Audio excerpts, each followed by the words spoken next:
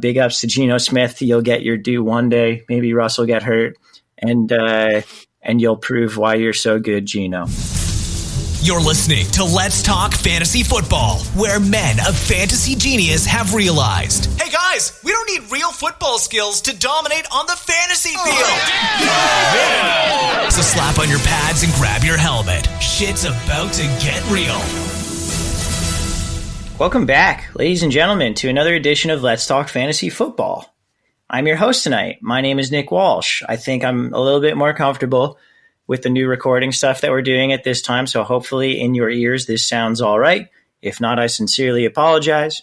But I am also once again here with my good pal Vinny Gonzalez. Vinny, you ready to do a little part 2 of the NFC West? Yeah, man. I am also more acclimated to this. It's so weird not being able to see your face. I think that's the biggest problem I'm having right now. Yeah, I don't like that part. I gotta say, I last podcast we kind of mentioned that we were doing a new recording thing. It's because Google stopped doing like their Hangouts or their Hangouts on Air or whatever. That's how we've been recording all of these for years. And we can look at each other and look at each other in the eyes as we talk about how good Andy Dalton is and not be worried about the audio quality of stuff that much. And it's really all just being thrown for a loop a little bit. So I hope this is okay. I know my audio track based on these like lines and stuff is much louder than Vinny's. Hopefully Shrek was able to iron that out in the post-production of this. If not, I am really sorry. I wish I could see you right now. If you could see me, I have very sad eyes, but also optimistic. Yeah, I mean, you should be pretty optimistic because we've got some fun stuff to talk about tonight. We do have part 2 of the NFC West, and that is going to be the San Francisco 49ers and the Seattle Seahawks. If you didn't listen to part 1 yet, make sure you are checking that out. That last intro too, because I was so concerned about the recording. Like I fucked up a couple times and didn't know what to say. Yeah, and I feel like it was just a weird. Was great. We were just it more was like concerned. Weird, awkward intro, and I just I didn't know what to do. I was like super nervous and stuff like that. So hopefully this is a little bit better. When we're nervous and trying out new technologies that we're not entirely sure of, we'll be sure to let you know so you can zero in on the anxiety with us, or come along for the ride, because that's what we're all about here at Let's Talk Fantasy Football is transparency into our personal lives and the technical aspects of recording a podcast, not about good football advice. All right, Vin, you got anything before we get into the Niners? Are you ready to rock? Can we just talk about, we're obviously getting to the Niners. Can we talk about the bet that you made? I need to know the details of that. Oh, yeah. So a couple months ago, I had one of my buddies put down just $20 on the Niners at 40-1 to win the Super Bowl. Why? So, because I think the Niners of some long shot teams, I think they have a better chance to be really, really over the top good than pretty much any of the others at that sort of ranking. And we'll get into this, but fuck it. Let's just go with this. Do you remember a year ago when everyone was fucking horned up for the Niners offense? Yeah, we all were. Why is that any different right now? Why are we any lower on Jimmy Garoppolo right now than we were a year ago? Well, we didn't even talk about it yet, Walsh. You're yelling at me. Oh, I just want to know why you put a bet on. I didn't know it was $20. I thought it was $100 or something. It was No. I just put some money on the Niners at 40-1 because I think they have a good long shot. All right. See, we're talking things out here. All right. You're right. Sorry, I got real confrontational right off the bat. I'm sorry. I'm with you, man. I mean, the only concern I really have with Jimmy G and I guess the 49ers offense or team as a whole is just health.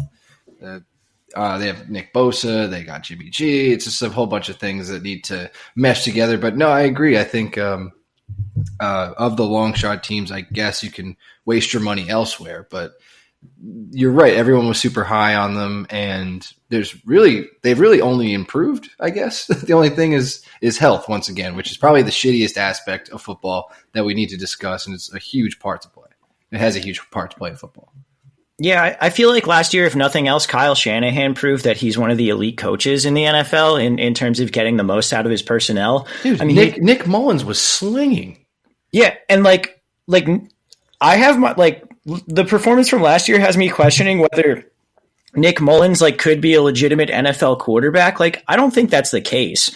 I think it's much more likely that Kyle Shanahan is just like a really good offensive mind and made him and he was throwing to like Goodwin and like a bunch of nothing too. It wasn't like he was throwing to a talented, Pettis for a little while, but like, it wasn't like there was a lot going on. Like the starting running back for part of that was Jeff Wilson, a name who will never be mentioned again.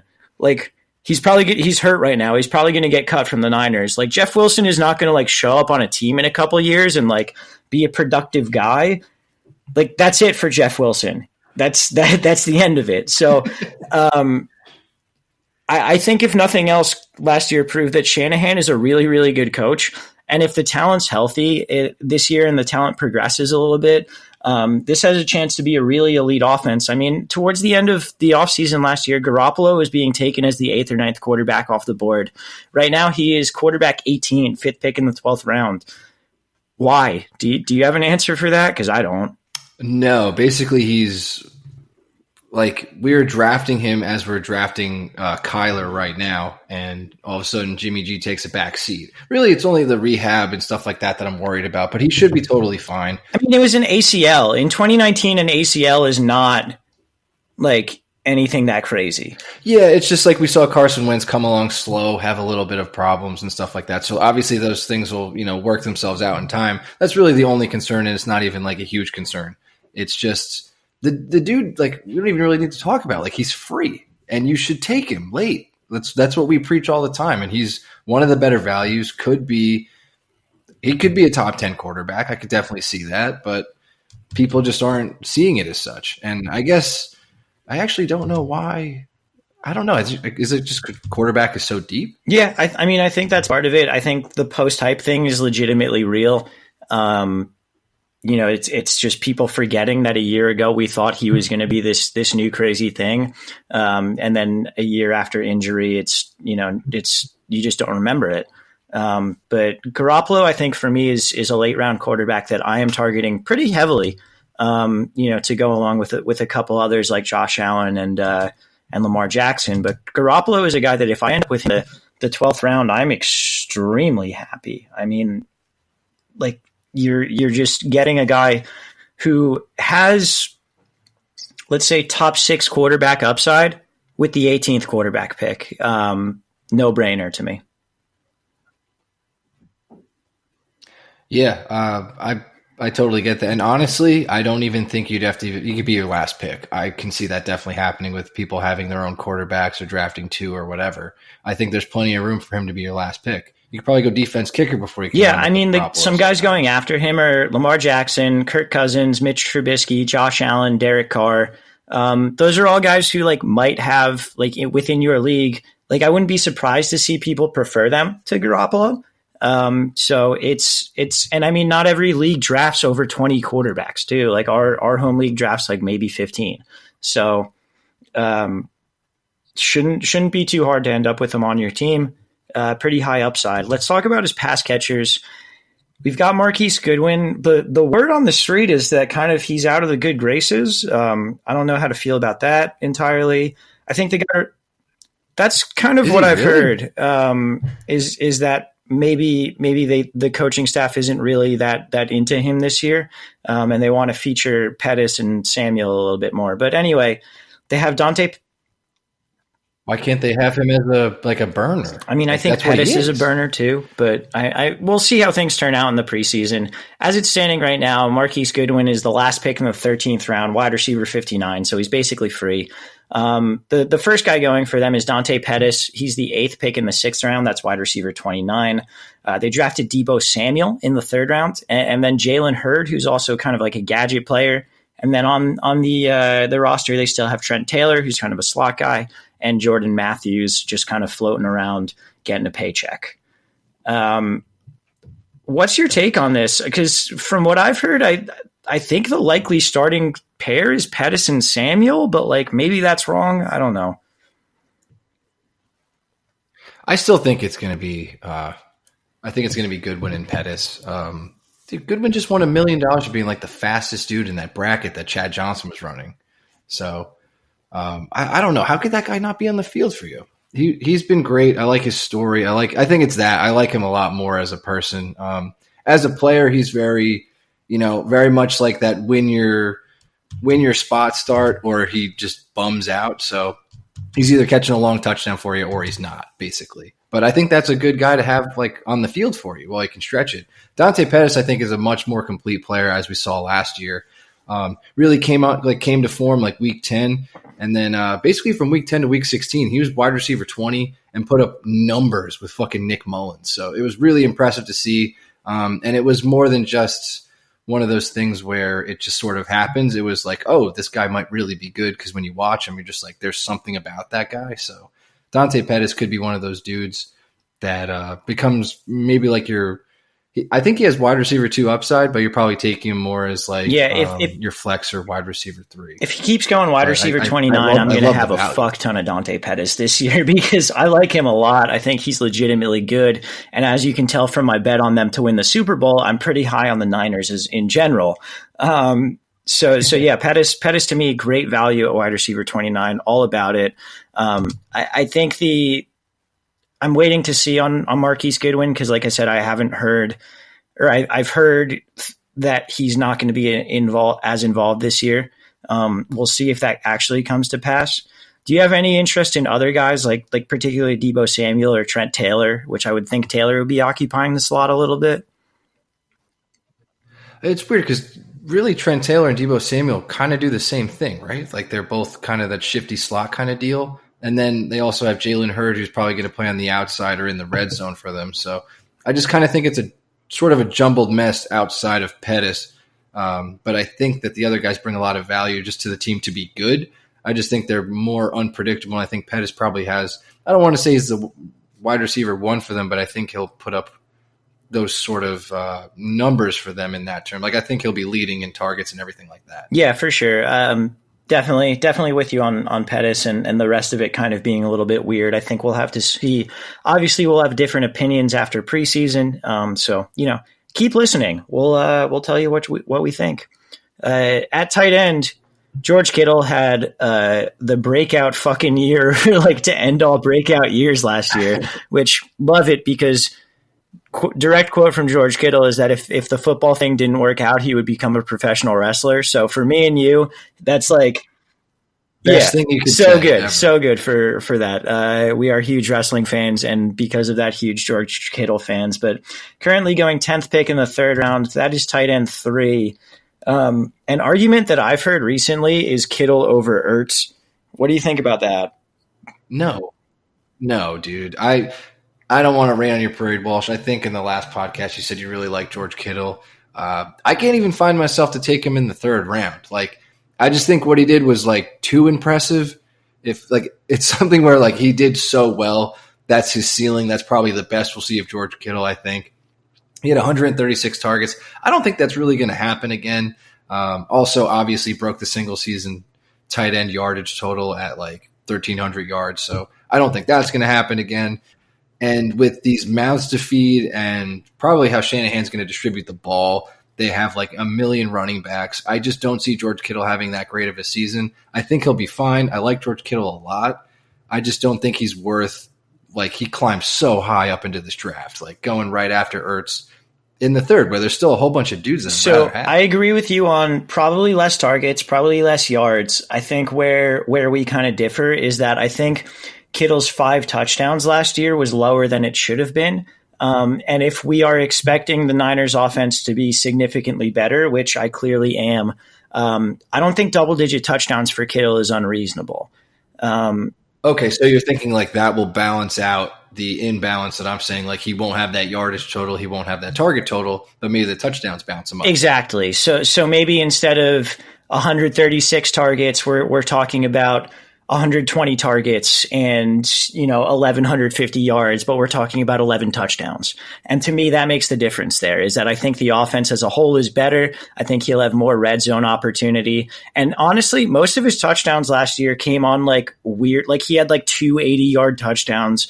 Right, a long one. So like I think there's some regression in terms of just him being a red zone target that we'll see play out a little bit this year.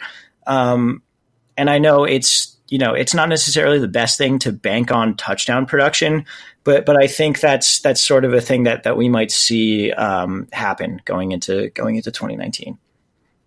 Honestly, that's the best argument I've heard to take Kittle that early. And I have heard that nowhere else, Walsh. I shit you not. Like, it's just been like, Kittle's the man. He's going to do it again. Like, I'm just like, shut the fuck up. Yeah. Like, are you even looking at these numbers, dude? Yeah, it's totally repeatable to set the yardage record for tight ends 2 years in a row. Yeah, like, I've just heard like the douchiest thing said. So, like, I've kind of soured on him, I think, in that aspect. And for you to set it into like terms that actually make sense, it's logical. Like, obviously touchdowns are anything but guaranteed, but that's the most sound argument I've heard to justify like Kittle's ADP so far. Well, I appreciate that. That makes me feel a little bit smart for once in my life. Just a little. All right. Let's talk about the run game. Talk about a muddled mess. Man, I don't want to talk about this shit. Fucking Alfred Morris last year. You and me, that was rough, dude. That was me, you, and Alfred Morris. For some reason, I'm picturing like a me, myself, and Irene type of thing, where it's me and you as like the different sides of Jim Carrey, and Alfred Morris as Irene, just going through these crazy adventures. I watched that movie last weekend. That's probably why I'm thinking of that. Great movie, Jim Carrey. I love Jim. Yeah, yeah, dude. Side note, he's not even on the fucking team. Side right note, now, I think you can make an argument Jim Carrey is the best actor of all time. I could have that argument. I think I'd sort of be on your side. I don't know. It's definitely open. Like, obviously, it's open to interpretation, but that's a good pick. He's got a lot of range. All right, let's talk about the Niners now. Tevin Coleman, third pick in the sixth round. That's running back 29. Jerick McKinnon is the fifth pick in the 10th round. That's running back 45. And Matt Breida is the 11th pick in the 13th round. They also have Raheem Mostert on the team, as well as Jeff Wilson, who's going to get cut, as I said. Kyle Juszczyk is the fullback. How do you value any of these guys?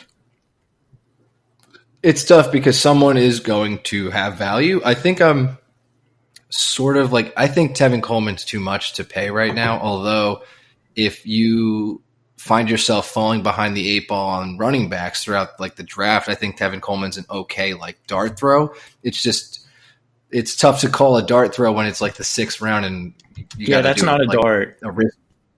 But it is because it's running back. So it's really tough to gauge like the value that Coleman could bring and also kind of bail you out like at this point in the draft.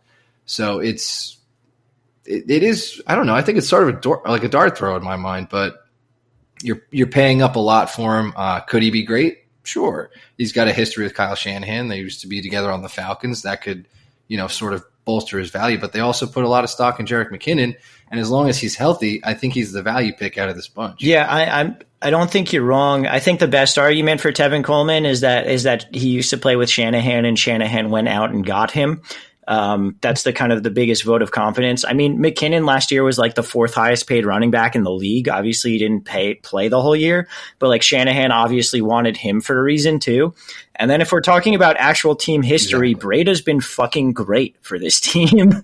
So it's really hard to discern. I'm going to be looking a lot at preseason. For me, I think I'm with you that I think McKinnon's probably the smartest pick at this point. But it's hard to even say that it's smart because he's like, obviously he could be fine. It's just, we haven't seen him since he hasn't even practiced. So even, I guess that sort of bolsters Tevin Coleman in a way, but like round 6 is still a little too high for like this amazing like ambiguity with this situation. I mean, the people going around him in round 6, like the three people before him, Kenyon Drake, Sony Michel, Tariq Cohen, all wildly uncertain. The people after him, Lamar Miller, Rashad Penny, Darius Geis, Darrell Henderson, Austin Eckler, Latavius Murray.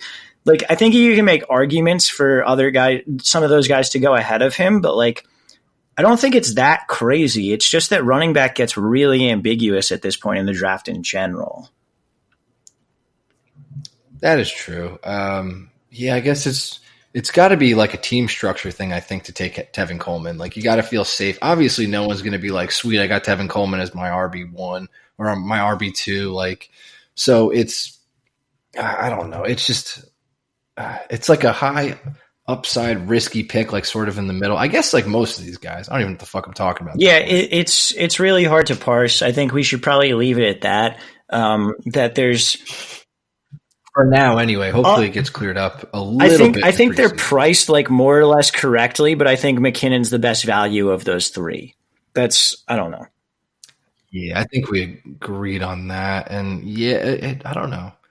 Like, where would you feel comfortable taking Tevin Coleman and like how your team is structured? Like, where would you be like, all right, I'll go after Tevin Like, Coleman. if he's my third running back, I'm not disappointed.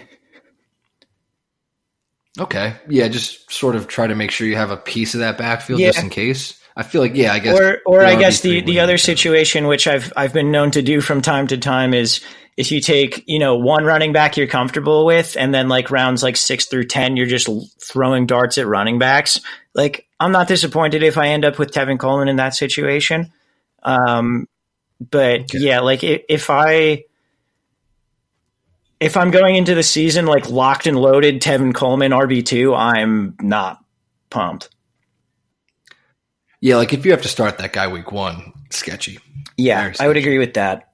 All right, should we move on to the Seahawks? Yeah. All right. I believe. We got it all. So I think the Seahawks, the big thing with them this past year was they fucking love running the ball. The pass game was like wildly efficient in a way that's really hard to replicate. And the run game saw a ton of volume. I think that's what they want to do again this year. And I think that's probably the way that we should assume that they're going to play this year. I have a question just to start this off. What if the defense sucks? You think there's a situation where they have to throw the ball a bunch, or are we locked in on the Seahawks are going to run the ball because the defense is going to be okay? So like their defense wasn't really great last year either. And when Russell Wilson had to throw, he did throw. But then like the second they got even or leading, they just go right back to the run. We saw that happen in, when they lost to the Cowboys too in the playoffs. They just kept running the ball, which was, they went down with that ship like pretty hard. But if the defense is like egregiously bad, Russell Wilson's going to be a top 5 quarterback, no problem. Yeah, I think I agree with that. I wish they were going to throw the ball more because Russ is one of the best quarterbacks in the league, and we just can't seem to see him unleashed as much as we want. But as it currently stands, he's currently going quarterback 10. That's second pick in the 9th round. I think that's pretty fair. Yeah, like it's not too high, it's not too low, and you know what you're doing. Like Russell Wilson could be quarterback 12 again like he was last year, or he could easily get into the top 5 again. Like it's, what you're doing there, and it's going to be sort of like a slow burn too, because when you take Wilson, they've very rarely had success early on, and then he turns it on for the rest of the back 8, like for that portion of the season. So, what you're doing. I also think if they continue with the same sort of run pass mix as they had last year, there's no way he gets to top 5 because Russell Wilson had an 8.2 touchdown percentage last year. League average is like somewhere around 5%. Like it's wild to have that high of a touchdown percentage. Seems pretty unrepeatable to me. And I think another thing is also that his rushing sort of declined last year. Yeah, because they were doing so well in the run game, like they don't have to risk Russell Wilson anymore. So it made a lot of sense. You also saw his lowest passing attempt since his rookie year at like. If they get what they want, like he's not going to be a productive fantasy quarterback. Well, that's like true and not true. Just because Russell Wilson is like so good, dude. Last year, I think Shrek got frustrated and dropped him, and I did the thing where I just pick him up, take the scraps, and then he was great for like the last 8 games. And the reason that is because it's like he had a 65.6 completion rate, and his average is 64. So that's like normal shit for Wilson. The fact that he was throwing touchdowns just seemed to like come with that statistic. So I feel like it could repeat again. I feel like it could still do well and bring your team some value. Like even if it's whenever in the season, he's still going to throw a lot of touchdowns. He's still going to have a high completion rate, and he's going to be like healthier just because they can run the ball. Their offensive line is a lot better, and they sort of have they know what they want to do. That's fair. I'm not going to be going after him, but I certainly don't disagree with doing that at that point. Before we move on to the pass catchers, Geno Smith is one of their backups. Still the only Geno Smith truther in the world out there, I think. So big ups to Geno Smith. You'll get your due one day. Maybe Russ will get hurt, and you'll prove why you're so good, Geno. Anyway. Moving on to wide receiver, Tyler Lockett. He's currently the fourth pick in the fifth round. That's wide receiver 23. Lockett was an anomaly last year, and I had him, so I know this, where he would get like 5 targets and 4 catches for like 67 yards and a touchdown, and you would be like, that's not repeatable. And then he just repeated it the entire season. And maybe part of that is the Russell Wilson 8.2 touchdown percentage that we were talking about. But Lockett will likely have a lot more volume, even though this is a low-volume passing offense. So I think even if his touchdowns go down, he's the clear-cut number 1 wide receiver.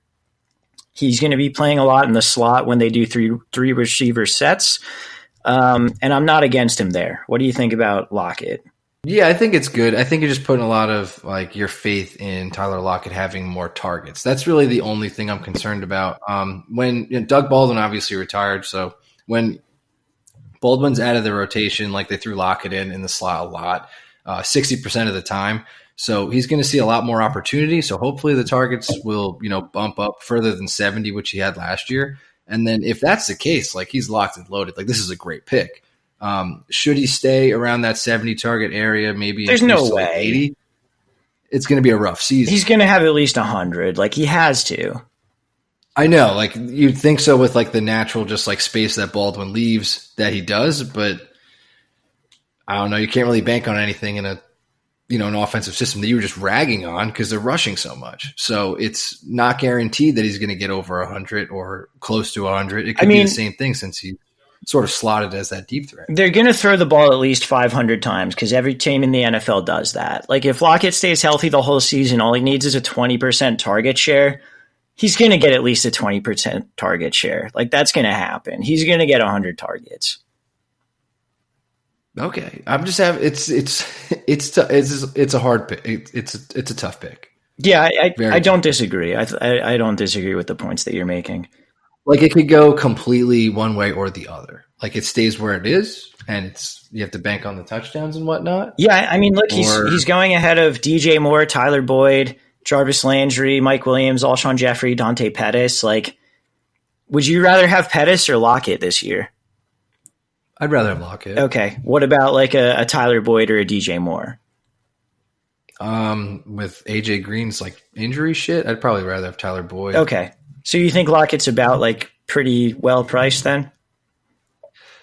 Yes. And I do and I don't just because you're taking him, I guess, a little high, just banking on the opportunity. That's the only thing. Okay. If that hits, totally fine.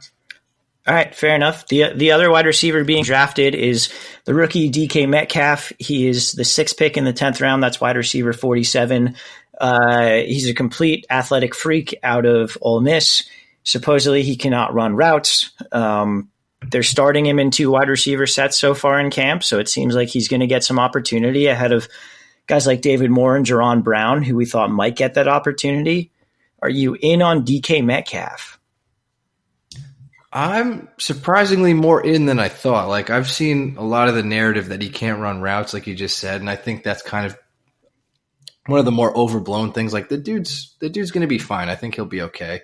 And if he's the wide receiver too, he's basically going to bump out into like the Tyler Lockett role, since Tyler Lockett's going to be going in and out, hopefully, of the slot and the outside, taking in more of Doug Baldwin's opportunities. So if Metcalf's on the outside a lot, seeing the field a lot, he's their number 2. And as we saw like last year, Wilson will throw random touchdowns to like David Moore, Jerron Brown. If those guys just get beat out by Metcalf, he's going to pose a lot more value than people realize. Yeah, I'm kind of there with you. I think the price is a little bit much for me when you can get guys like Dante Moncrief or Tyrell Williams or that kind of thing afterwards. But I think I'm buying into DK Metcalf having a pretty solid rookie season.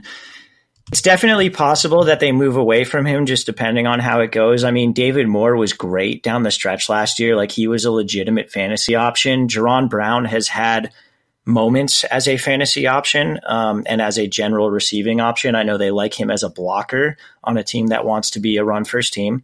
So I'm kind of waiting to see how the preseason goes. But if Metcalf's going to be out there for the majority of snaps, then yeah, I think I'm in on him as well.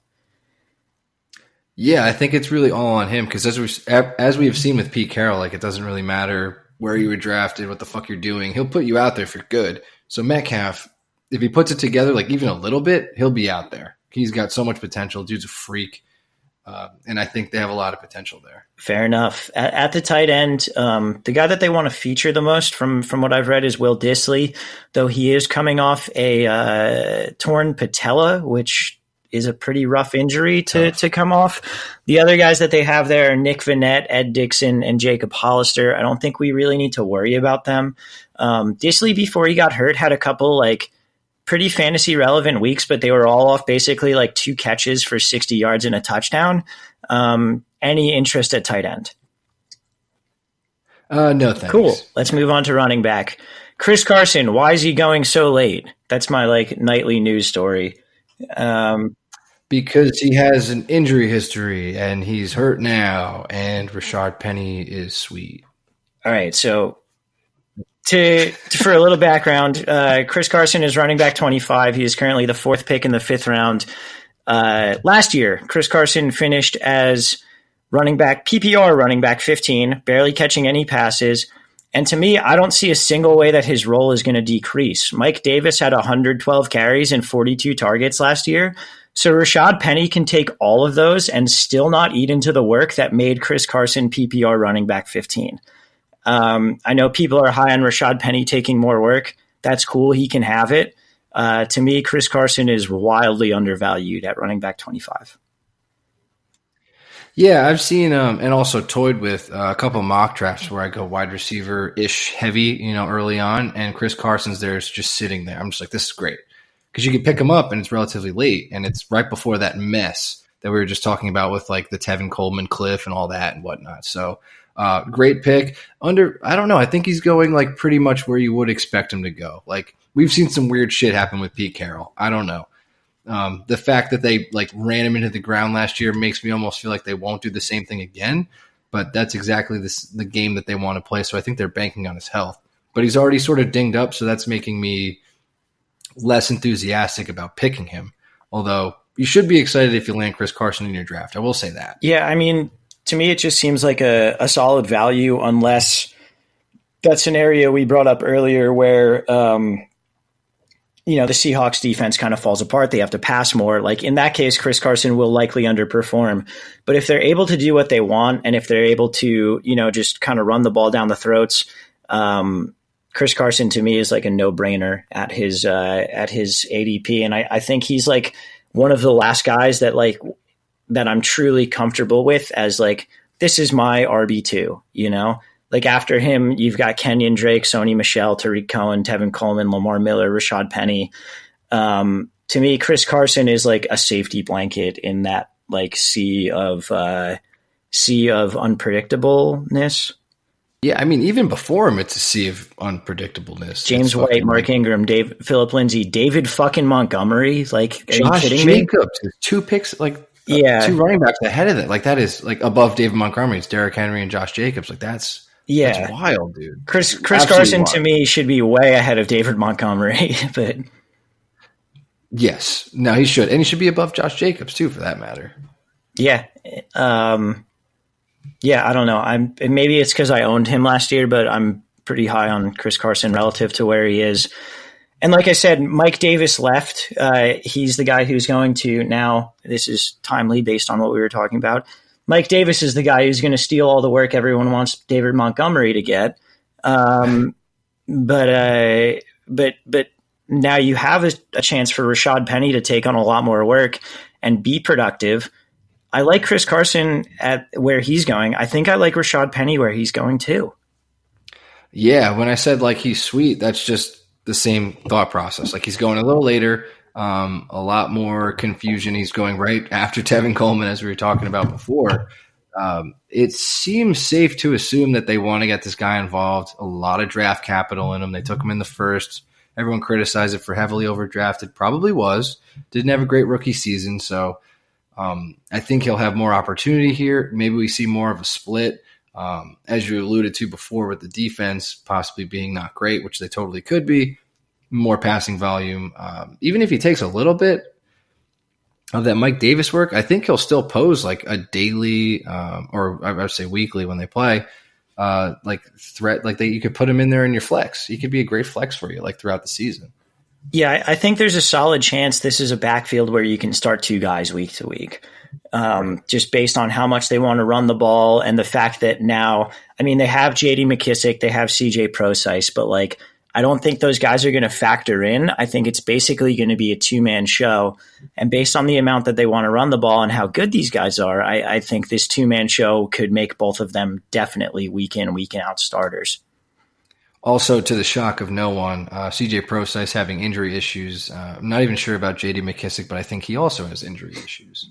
So yeah, these two could be running the show, as you just said. The other guy on the team is a rookie named Travis Homer, who I think was like a 6th-round pick or something like that. And I'm wondering how long it's going to take for a headline in like a local Seattle sports section to have like Homer fumbles, Doe as like the headline. Like it's going to happen, right? Am I like off base on that?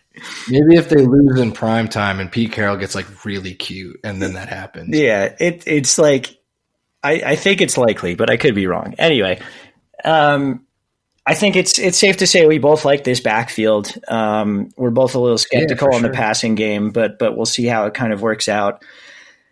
You got anything else on the Seahawks? I don't. All right, cool. So again, hopefully this recording worked out okay. I'm sure we'll find out at some point. But we got one more division left. That is the AFC South. And after that, we are all kind of preseason news as it goes through, draft strategy, and any questions that you, the listener, have.